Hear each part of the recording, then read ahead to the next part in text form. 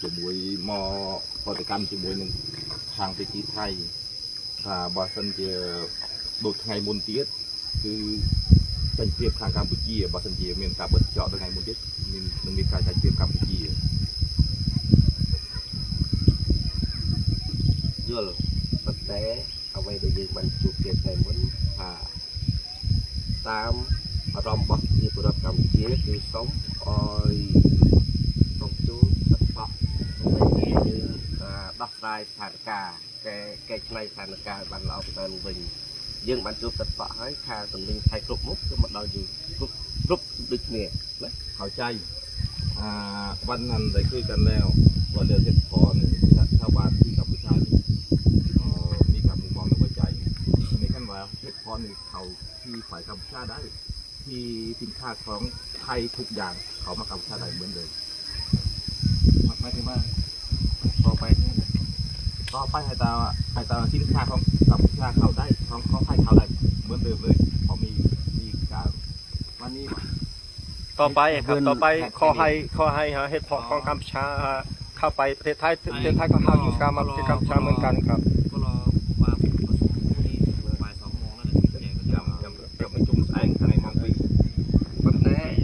ตามใบกาเด็กคนกำลังที่ไปมันจะเป็นการปฏิบัติตามการรายงานเรื่องกองกำลังแล้วอย่างไรนำในพิธีอันนี้ผู้กับหน่วยพวกหนึ่งพวกอยู่ที่หนึ่งสั่งการมาก็เลย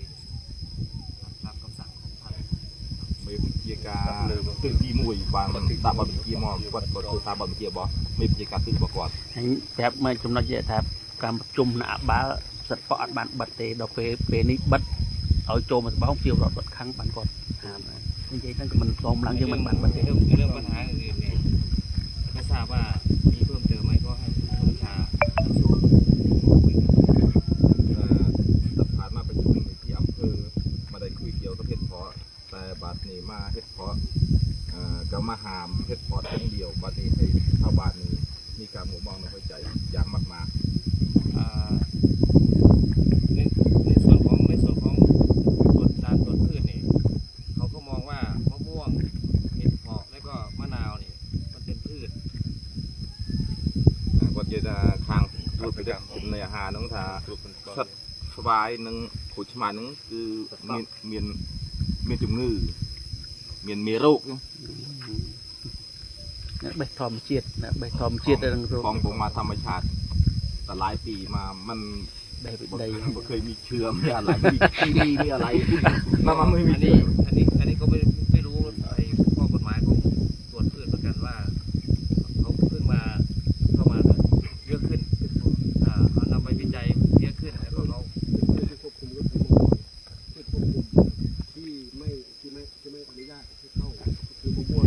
แต่ที่จะเข้าได้ก็คือต้องมีใบอนุญาตก็เลยต้องให้ทำใบอนุญาตหรือใบขนส่งนี่ได้คุยแล้วเท่ากันเข้าใจกันแล้ววันนั้นนะแต่พ่อตะคอว่าทำไหนจะทำใบอนุญาตไฟโตที่สีหาตรงนี้ขออารมณ์มาลุยคือบันบันสุกรสุกกิจกรรมถ้ามีเยอะก็คือต้องมีใบอนุญาตข้ามเดี๋ยวถ้าไม่เยอะก็ข้ามได้นี่อยากให้ทั้งทีนี้ช่วยอารมณ์มาลุยว่าทั้งสีหาตรงทั้งที่ตรงนี้ขอไปอารมณ์มาลุยให้กันติดต่อยมันทำใบไฟโตยังไงสีหาตรงไปทำไหมเอาแล้วก็เอาข้อมูลตรงนี้ไปคุยให้ผู้ใหญ่คุยกันครับเพื่อจะให้บางไทยเข้าใจด้วยว่าสีหาตรงเนี่ยทำใบไฟโตยังไงถ้า4-5 ถุงนี่มันไม่เยอะก็คือขายฝั่งกัมพูชาแล้วก็ปล่อยคนไทยไปซื้อแบบนี้เลยเข้าใจอยู่แต่มีคนแบบเพื่อนพี่มันคือหาถุงเอาไปว่าที่ขายที่นำยืนพอบ่าลูกมาด้วยกันมาทำที่ใบไฟโตอะไรนะพอบ่าลูกมาด้วยกันนั้นก็ไม่เยอะไม่เยอะนะครับบุญปรามทองนึงโสมออยอาชีพสายยุกโยลบุญปรามทองนั้นมันบัดเธอลิขิตน้ำจริงน้ำโจเต้ไปพวกบุญปรามทองเก็บเธอออยเต้ไปติ๊กเป๊กอันนั้นสำหรับสบายยังมันช่วยไปนู้ ở bị giật ở bị dùng thì chui vào đuôi kia là vai trong ban đây chúng đội mùi thả bắt ngày ní mong ní mua lại hạt ấy trong đây thì cả phần đang ở tiệm con đang ในหากคุยเกี่ยวไปได้ครับบัดมูลขัดไอ ปิดวันนี้โมงนี้เวลานี้นี่มูลเหตุอะไรอยู่ สารเหตุอะไรจะเปิดวันนี้นะครับวันประหารนี้เนี่ย เอาอีกจับมูลเหตุ ให้อันนี้ผู้คำนวณเฉพาะกิจที่หนึ่งก็ไม่ได้แจ้งมาว่าอะไร แต่ว่าให้ผู้ใหญ่โทรโทรประสาน ผู้ใหญ่ลำไดโทรไปประสานให้ โทร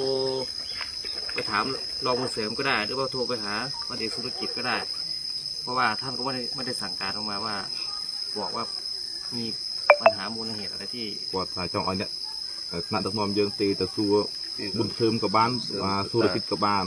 เวลาไอ้บุญเทิมเวลาไอ้ธุรกิจนึงที่พวกไอ้กวาดบัญชีมาจะบัดปันตายเป็นบ้านตั้งมูลให้ เกี่ยวแล้วก็ได้ อันนี้ผมก็ไม่ทราบข้อมูลแต่ว่าผมจะทำตามคำสั่งของผู้กำกับ